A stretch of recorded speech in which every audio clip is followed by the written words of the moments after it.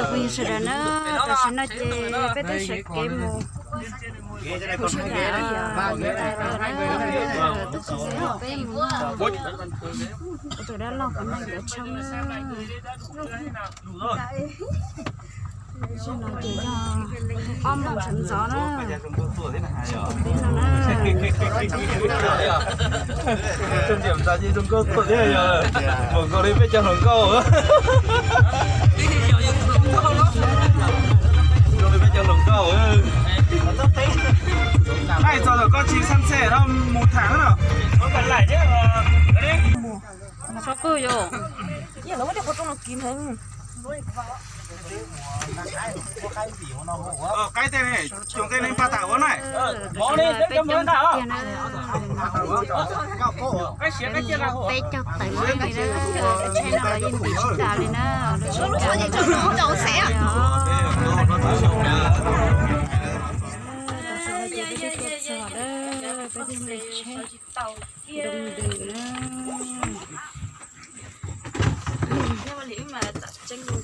mẹ nó có xe hành bây giờ con xe hành ô sao hành tụi tao rồi giờ tụi tìm nhá nữa khó xe từ tụi tao đi nữa ô từ sao nó bỏ cái cửa sao cho chị bóc cỏ thế này gì cho chị bóc cỏ đó là chỉ bỏ cỏ nè đấy chống thịt tiền đi đó lúc bé nó lúc chết bé nó giờ cũng tụt xí lao luôn chống thịt tiền đó bé cho tự lên nữa nó cho có tụt tí đắt lâu ở tụi cho tụi nó bỏ lên rồi cho nó bé tôi xin nữa bé tôi chống sập lại nữa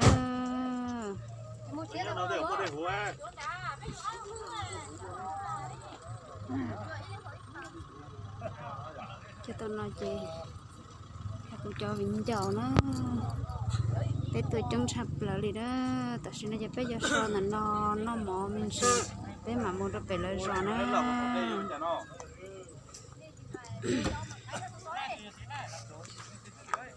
trong tiền nó lúc xe với tôi chạy cũng nọ ít xe bồn cầu rồi bắt cầu xe cần cầu á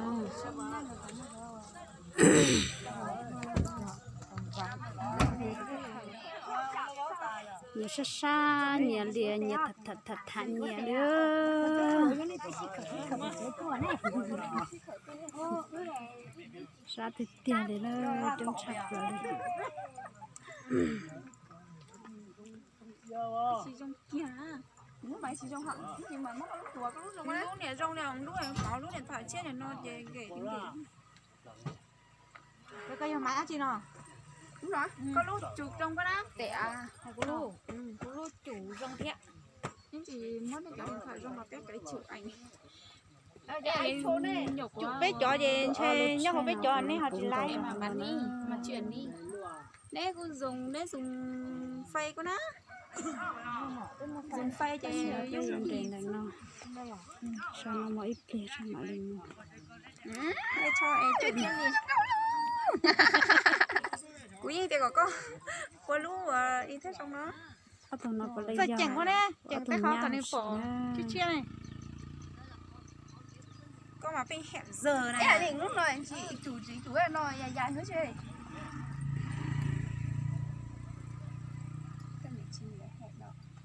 nhà yêu cái tòn lên té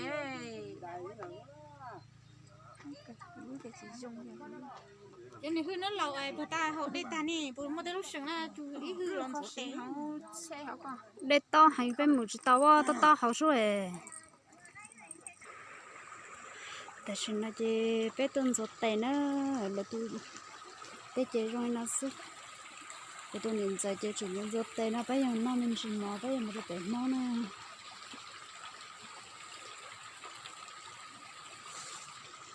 là tết chờ đợi cứ tao sẽ cha bờ bỏ con nia xí nữa chụp phu như sự đời nữa tết chờ nó mà tao sẽ thì tiền đi nữa bỏ hôn nia na cháu mà có gì xí nữa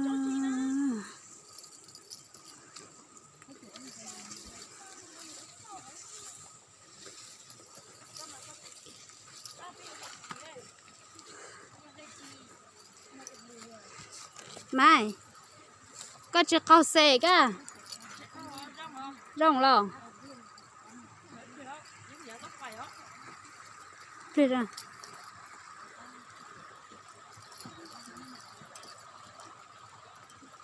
sao thì tiền lên nữa thật kỳ nào chiếc khâu xe đó chiếc khâu lo chiếc khâu chơi rong lo giờ trên chỗ tây cho lại bé nó mình chỉ một bé này tài rồi nữa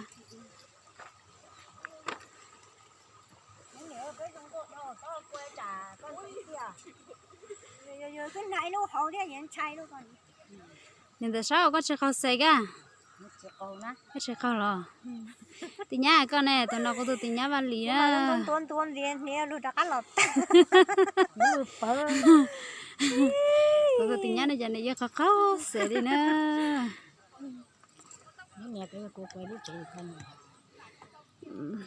chỉ một cái là gì đi một lúc chết gió nhẹ nhẹ rồi sát tí nữa đã chỉnh nhau tới lúc chết gió nhẹ rồi nó theo ta sẽ cần cầu lên nữa ta sẽ lúc chết nó chân này nhau để được tí theo một chút sau này vậy tôi để thì nó thay sự có được quê có gì hết cũng thả chỗ rồi rồi chỉ tập phải mà trái cũng một quê cũng chỉ bỏ hôn tí xem nó bên nào mà ta sẽ hành đi ra ta chỉ nói cho là tít ra tao mò tao nọ nữa bé tiêu một năm mò nữa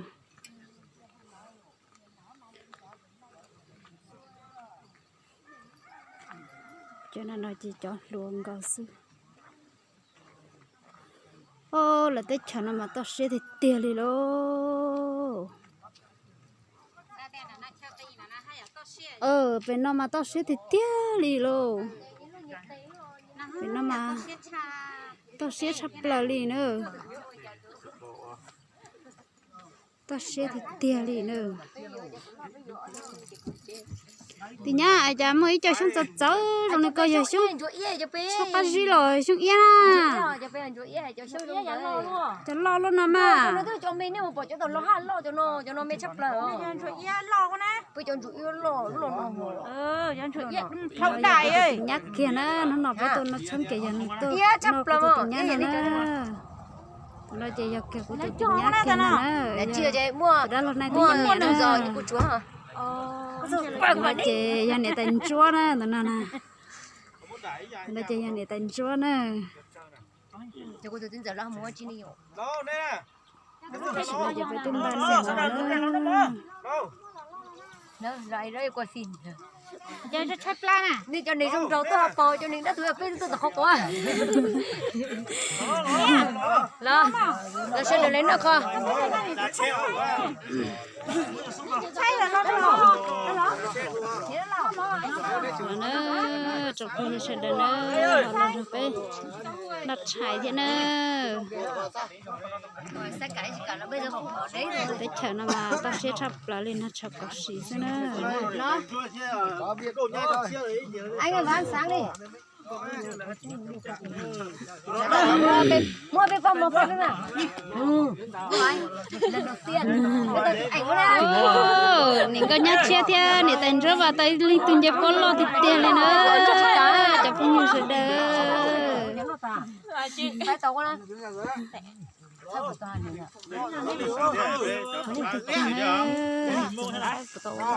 nên ăn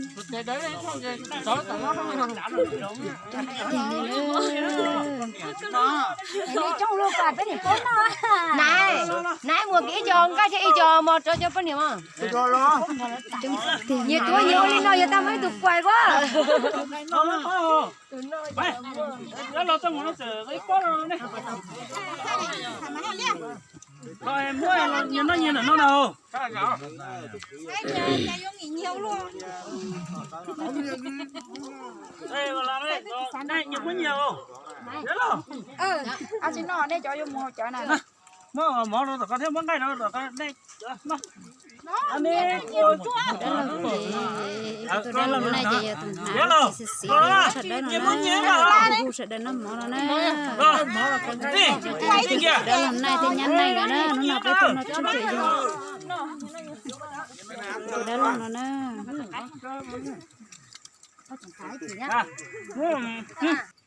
tôi sẽ đến nó với nó mọt tả nó trong cái gì nó với nó mọt tả chỉ bé tiêm một đợt bé người ta thấy giờ gì là rõ nó tại sao này chỉ bé ba mù là nó một đống tụi cha in ra tên gì ta đâu sẽ nó tại sao này chỉ bé ba mù ta nó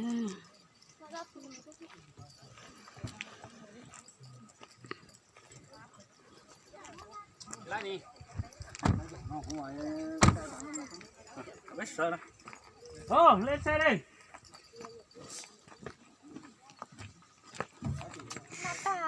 Nó sụt tà luôn, cái là cắm một sợi xe hơn, nó hay cam sẽ ta sẽ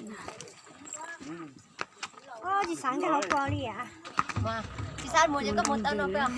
Mua này một thằng chỉ có tật con xe hình này con mua nhớ. Mua dễ số. Mua này cái đấy tao không. nhưng mà người ta là chơi từ đầu đến cuối nữa bán tiền em nhà có giỏ phải có à? Hay là giỏ nó là gì? Giỏ nó là gì? Nó giỏ qua trở về à? chả cho vấn đề nói xã chỉ đạo thì chả chỉ đạo cái gì chả là giàu tư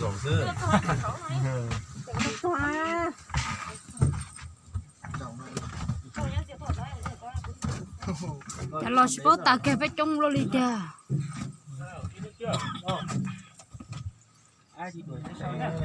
chống rồi nhỉ anh ngồi chỗ này thì thấy thế ô chỉ có lỗi điện thoại không biết mà ta hay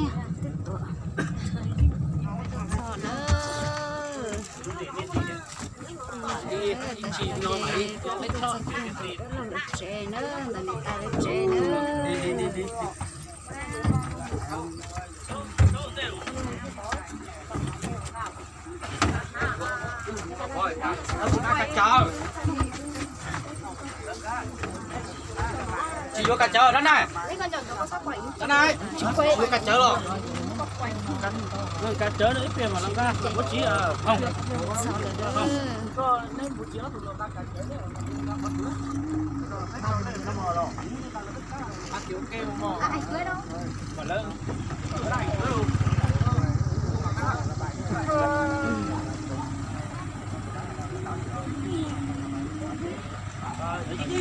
chân thịt cha này nữa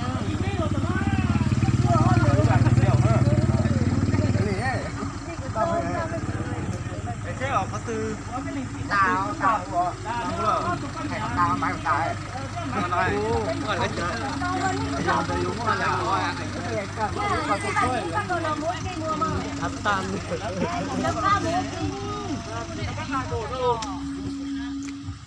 nhá lúc rồi nó rõ chi nó cái nhắn này lúc rồi nó rõ chi nó phanh xua bây giờ là lúc rõ phanh xua nữa trong khi sẽ đàn nữa bố trí không cho xinh chỉ chẳng không đu nữa giờ lúc rõ phanh xua nữa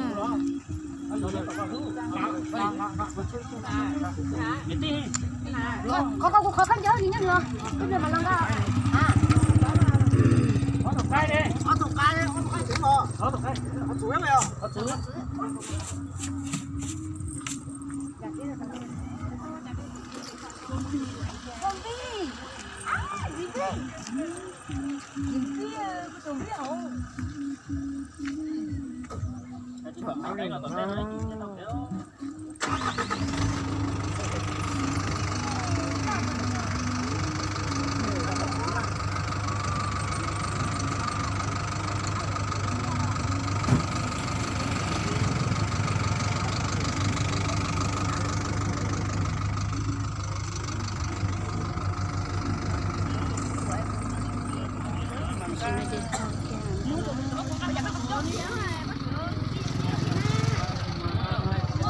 Nó anh cưới 2 món đấy.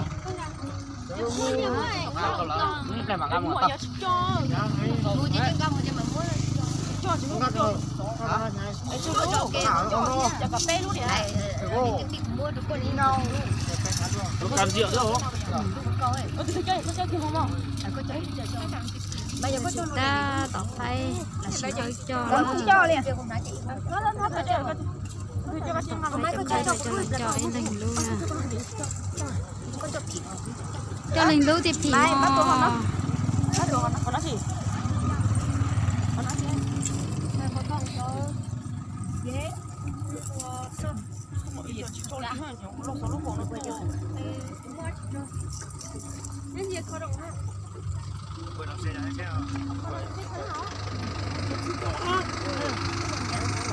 Bà kia, bao cái ly mà sâu nha.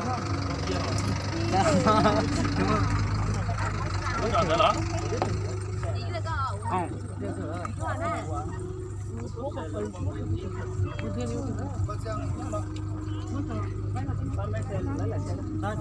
Ai đồ bạn rồi xuống lại xe.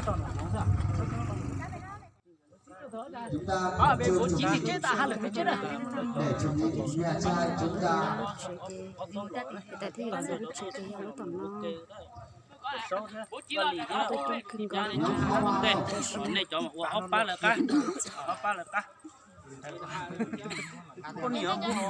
cho con cháu phải mua này cho chân lên Rồi sau đi. Cứ chào mà. thì chứ cho hai là cháu xe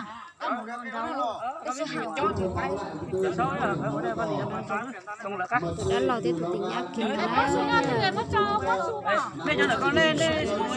Có tốt rồi nè. Đây lấy.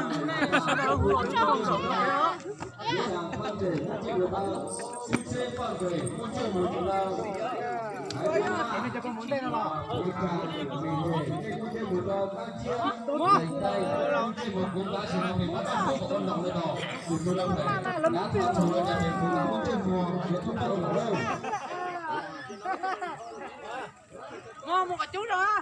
Mày à. Một chú rồi. Lên mày uy bắt là cá. Ôi, chúng ngon ta đâu lên nè. Tôi ngon thế rồi đi.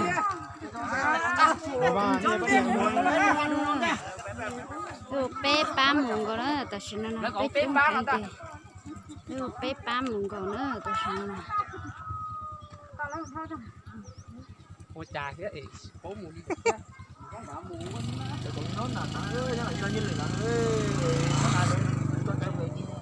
người ta thấy giờ xíu sẽ cho nó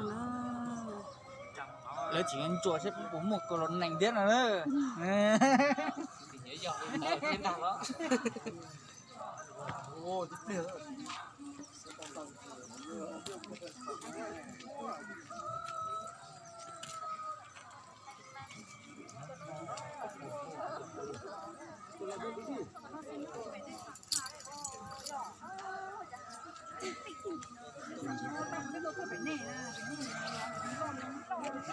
anh là đấy là nhà anh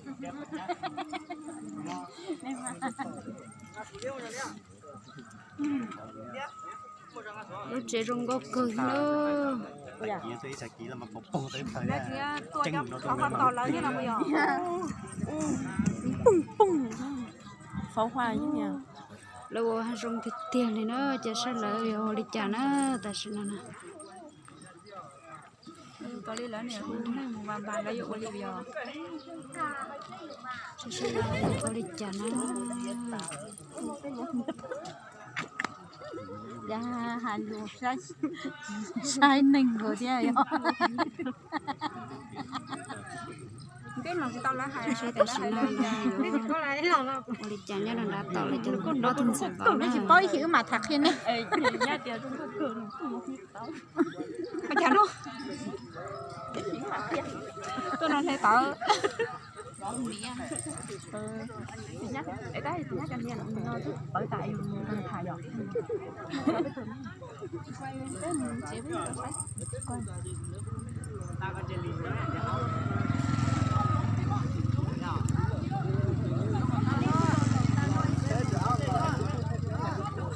với tiền của tao nó là Quý tiền là tao rồi.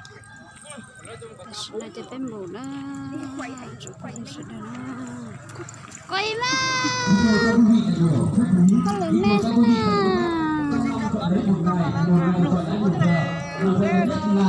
đi đón cô dâu. Hiện nay nhà trai đã đến chúc mừng hạnh phúc của nhà gái.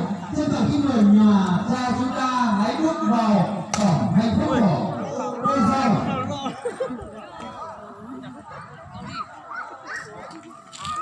Vâng, thay mặt cho ban tổ chức nhiệt liệt chào mừng bên nhà trai đã đến an toàn. Và tiếp tục kính mời bên nhà trai chúng ta sẽ bước vào quảng trường hạnh phúc của đôi bạn trẻ chúng ta ngày hôm nay.